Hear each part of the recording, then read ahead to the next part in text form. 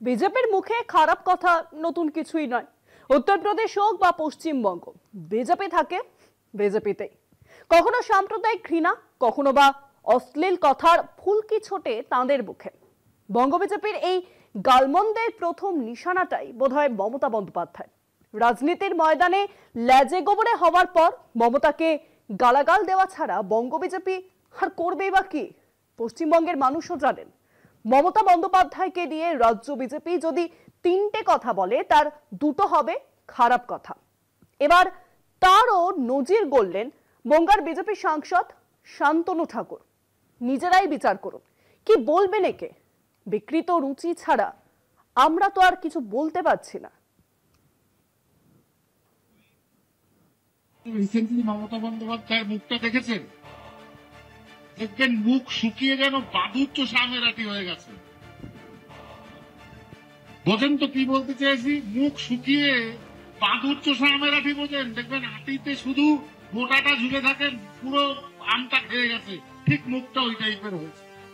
জাহাজ প্রতিমন্ত্রী তথা বনগাঁর বিজেপি সাংসদ শান্তনু ঠাকুরের এই কুভাষণ পোস্ট করে অফিসিয়াল এক্স হ্যান্ডেলে বিজেপিকে নিশানা তৃণমূলের। जश्न मना रही हैं, ठुमके लगा रही हैं। সে ধান্না ছাড়া দেবে? ধান্নাটা কি মুখ্যমন্ত্রী বলতে বলুন?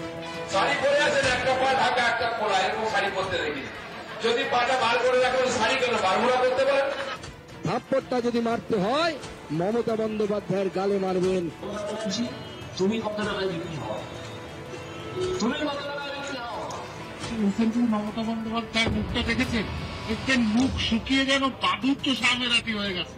দেখবেন মুখ শুকিয়ে যেন বাদুর চোষা আমেরাটি হয়ে গেছে। বিজেপি সাংসদের এমন কুকথার কড়া প্রতিক্রিয়া তৃণমূলের। একটা অদ্ভুত ঘৃণ্য ব্যবহার এবং কথাবার্তা। অবশ্য এটা প্রথম নয়, বহুবারই এই ধরনের কথাবার্তা আমরা শুনি বিভিন্ন ভারতীয় জনতা পার্টির নেতার মুখ থেকে। এবারে যিনি বলেছেন তিনিও অনেক ধরনের আবোল তাবোল কথা বলেন। তিনি আবার কেন্দ্রীয় মন্ত্রী, এবং সেই কেন্দ্রীয় মন্ত্রীর থেকে আমাদের মাননীয় নেত্রী এবং বাংলার তিনবারের মুখ্যমন্ত্রী, যার উপর বাংলা আস্থা রেখেছে, তার মুখায়ব নিয়ে এমন ধরনের কথা বলেছেন যা ঘৃণ্য থেকে ঘৃণ্যতম। আমরা তীব্র প্রতিবাদ করি এর বিরুদ্ধে। যদিও তৃণমূলের সমালোচনার তীর হজম করে মুখে কুলুপ বাংলার গেরুয়া শিবিরের। কলকাতা টিভি।